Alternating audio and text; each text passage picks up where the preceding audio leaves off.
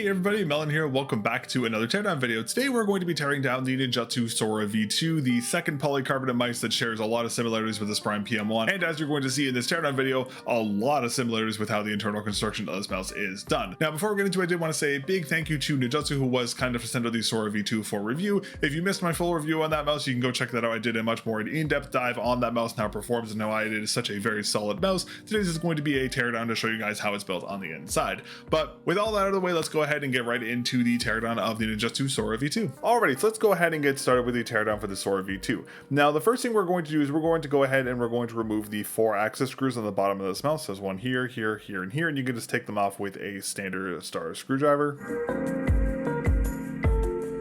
Now, before we can take the top shell off, this is where this mouse gets a little weird. So I'm going to use the Prime PM1 as an example here because they are the exact same mouse pretty much from the same manufacturer. Now, on the bottom of the PM1, as you can see here, there's a tiny little lip from the top shell that clips into this little thing on here on the bottom shell. Now, the Sora V2 actually has one in the back here. I didn't know it had one, and I actually broke mine, as you can see here. So the way my unit comes apart is going to be totally different from how your unit comes apart. On top of that, the Sora V2 also has this very confusing design decision where initially this ribbon cable here is actually taped to the top of the MCU with a big rubber pad, which means you can't actually lift the shell off by much without tearing on the cable. I think it goes to about this much, which makes taking this back off very, very difficult. Now, you can actually see where it was adhesived on with the cable here. It's actually pretty beat up in this section. You can actually see where it was. So this is very difficult to take off for the first time. What I found the easy thing to do was to kind of hold the mouse like this and very, very, very carefully.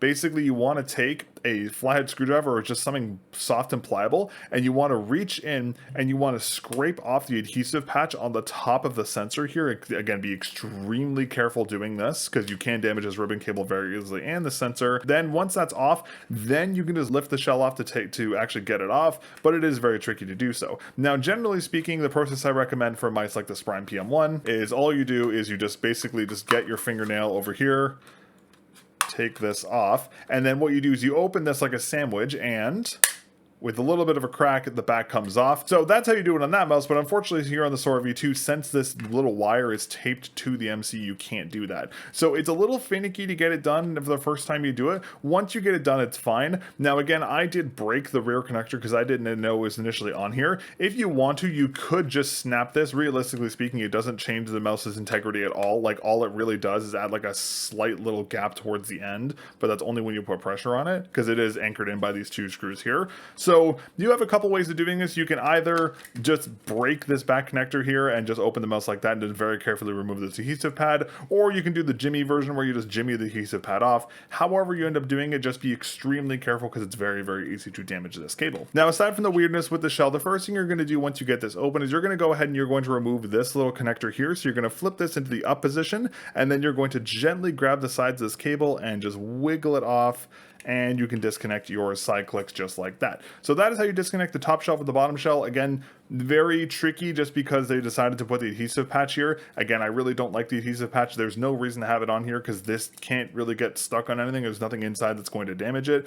I don't like it. There's much better ways of doing this, and I would rather see them do something else, but that is what it is. But that's all for getting the top shell off the bottom shell. Let's go ahead and talk about the top shell disassembly next. Alrighty, now when it comes to the top shell of the Sora V2, this is actually pretty easy to do. So due to it being polycarbonate, you can see the shell has a lot of flex. Now, Ninjutso is actually taking advantage of this flex, and you might have noticed that there's actually no screws anchoring in these side buttons. So in order to get these side buttons out, all you have to do is kind of anchor your hands here, and you just pull on the side of the mouse, and you can just pull the entire side click PCB out just like this. It literally comes off in just one piece, which is actually really, really cool. I haven't had any instances of this coming loose because it does anchor into the shell very loosely in these 2 little spots here. So it's not like it will fall out anywhere. This is the first time I've seen like a non-screwed installation, which is kind of cool to see.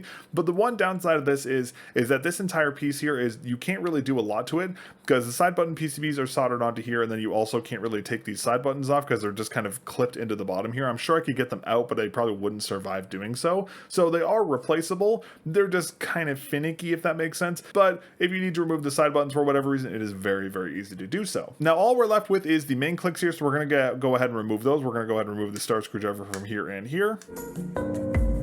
And then once you do that, you can just take these out just like you do every other main click. Just get your fingernail and just hold it under the bottom of this little lip here, and you can pop the clicks pretty much right out of the shell right away, just like that. The same thing here, just like that. Sometimes you do have to pull them down a little bit to get them out. They can be a little finicky, but you can get them out pretty easily. As always, be really, really careful when you take out main click, because if you bend or warp this plastic, you'll ruin the retention of your clicks, so be very, very careful when you take them out. I wouldn't recommend taking them out unless you absolutely have to. I'd leave them in the shell just because these are factory tensioned and these are kind of finicky, but if you need to remove them for whatever reason, it is fairly easy to do so. But that is pretty much everything for the top shell disassembly here on the Sora V2. Let's go ahead and talk about the base next. Alright, now we just have the base of the Sora V2. Now, first thing we're going to do is we're going to go ahead and we're going to remove this battery connector. All you want to do is just take your fingernail and grab one side and just gently shimmy it off. Don't put too much pressure on one side or the other, and with enough pressure it will just pop right out just like that. You can just leave that off to the side. Next up, we're going to go ahead and remove these screws for the board. So there's one here, one here, one here, and one here. Now that you have those pieces removed, you can just take the board out. As always, just grab from the side of the switches and just pull straight out, and you can just take off the entire PCB from the board just like this.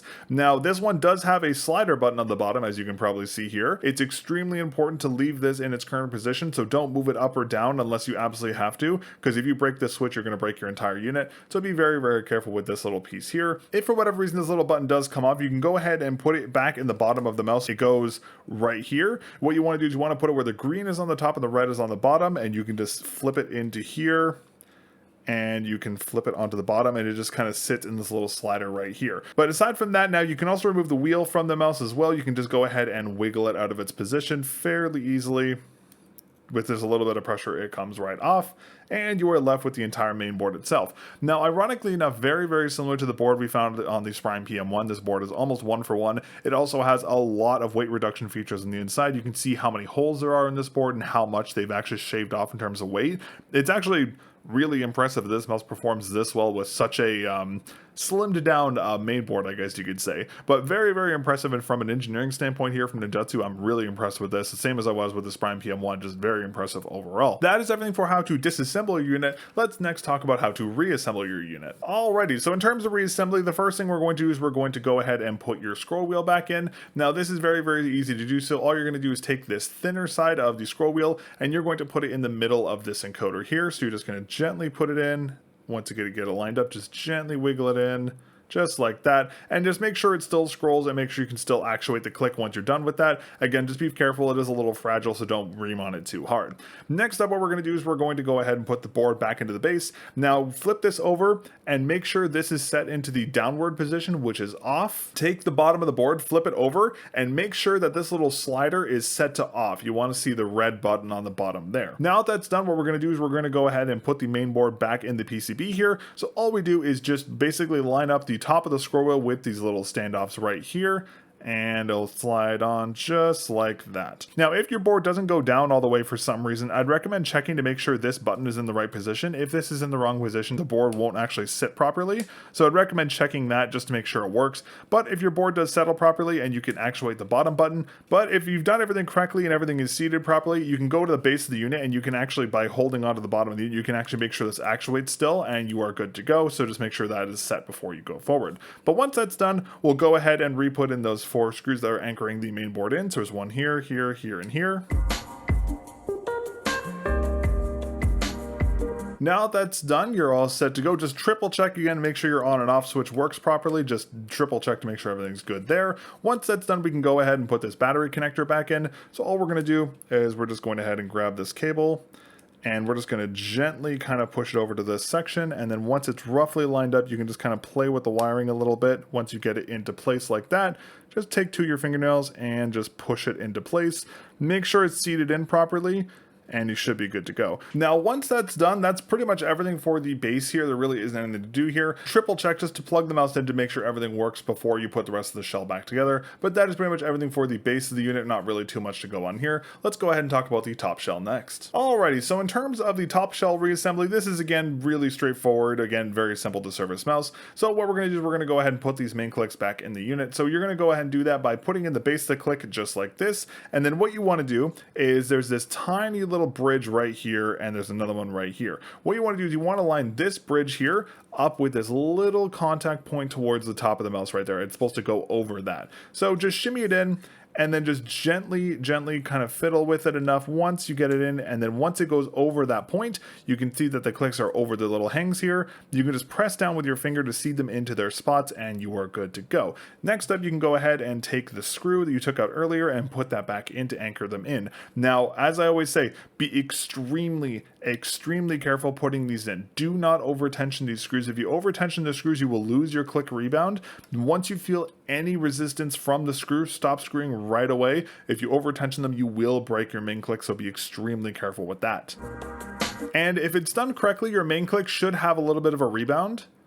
Just like that. That's how you want the click to be out of the box. If you've over tightened it, the click won't actually go down, and if you under tighten it, it will just stay down. So you want it to have like a nice little balance just like that. Now we're going to go ahead and do the exact same process here on the next one. So we're just going to go ahead, put it in the bottom, line the top up just ever so gently. Can be a little finicky to do sometimes. Clip it over like that, press it down, make sure it makes good contact.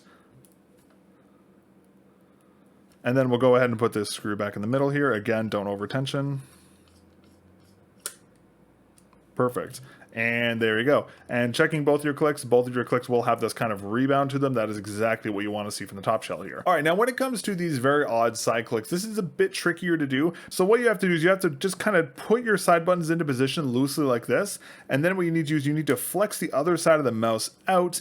And if you've done it correctly, you can anchor it in right where it's supposed to be. It does take a couple times to do it the first time because it is a very weird implementation, but once you get a hang of it, it's pretty simple to do it. And that's all you do. There's no screws for the side buttons. They just kind of hang in there. And this is basically what gives the Sora V2 its structural rigidity, because all the force is just held in by these side buttons here. Now I would recommend just quickly test to make sure your side buttons still actuate. If they don't actuate, reposition this, but I haven't had any issues where you put this back in, the side buttons stop working because of where they're positioned. It normally goes back into place, so you shouldn't have any problems there. All right, well, that is pretty much it for the top shell reassembly. We already have the base reassembled, so let's talk about how to put this mouse back together next. Alrighty, so first off, what we're going to do is we're going to have to reconnect these side buttons into this tiny little ribbon connector on the PCB here. Now, this can be a pain in the ass, and it's a little finicky to do, so I will do my best to show you guys how to do it. So what you're going to do is you're going to take this little piece of the ribbon connector, and you're just going to go ahead and put it into this port here. And then once you get it in, take your fingernail and you want to grip this blue part up at the top here, and you want to just use your fingernail to push it into the connector all the way and just make sure it's seated properly. And it's a little finicky to do. I know it's really hard to show on the camera, but that's roughly what you want to do. As long as it goes into about this far and it's not uneven, like one side isn't higher than the other, you should be good to go. Once that's done, you can go ahead and flip over this little standing part, and you can flip that back down, and that will anchor the ribbon cable into place. At this point, before you put the unit back together, I would highly recommend turning the mouse on, plugging it into your computer, and testing all of your buttons. I'd recommend you test your main clicks, test your side clicks, scroll wheel, test everything. If your side clicks don't work for some reason, just flip this up, take out the cable, and put it back in again. Just make sure it makes proper contact. Your side buttons should work completely fine. But once that's done, you can go ahead and put the top shell back together. Now, since my unit is broken, I'm going to use the PM1 to show you how to put it back together properly. So what you need to do is basically, there's this little lip towards the back of the shell. That little lip goes on this little kind of clip here, if that makes sense. So basically, you just kind of want to put the mouse together. You want to clip in the rest of the mouse, and then when it gets to the back of the mouse, you basically just want to take two fingers, and you'll hear a click when it's back together, and you can just run your hands along the side of the mouse, make sure everything is actually solid, and then you're good to go. Once you hear the click, you're pretty much good to go, and you can test this. If it's loose, you can kind of fit a fingernail back here where you shouldn't be able to. So that is the exact same thing here on the Sora V2. So basically, just put the top of the mouse back together. Once you reach to the back, just click your hands here, and it should clip in. Again, I broke the connector on the back of mine because I didn't know it was on here when I took it out the first time, so yours will be a little different, but that's how you do it normally. And just to reiterate, again, you should make sure everything works before you put the mouse back together. I don't put your final screws in until you've QC'd the entire unit and you know it's good to go. But once that's done, we can go ahead and put on these 4 base screws again. But that is everything you need to do to take apart and reassemble the Sora V2. Overall, an actually surprisingly repairable mouse, aside from that really weird thing where for whatever reason the ribbon cable is taped onto the top of this sensor. I don't know why they did that, but aside from that, this unit is actually very serviceable, which is really great to see. Alright, but that is going to be everything for today's teardown video. Thank you very much again for watching. If you enjoyed the content, please consider leaving a like on the video and subscribing to the channel. And if you'd like to support my efforts here doing teardown projects for every single mice I cover here on the channel, you can become a member here over on YouTube. It does help support the channel greatly. But that is everything for today. Thank you very much again for watching, and I will catch you guys in the next teardown video. Peace.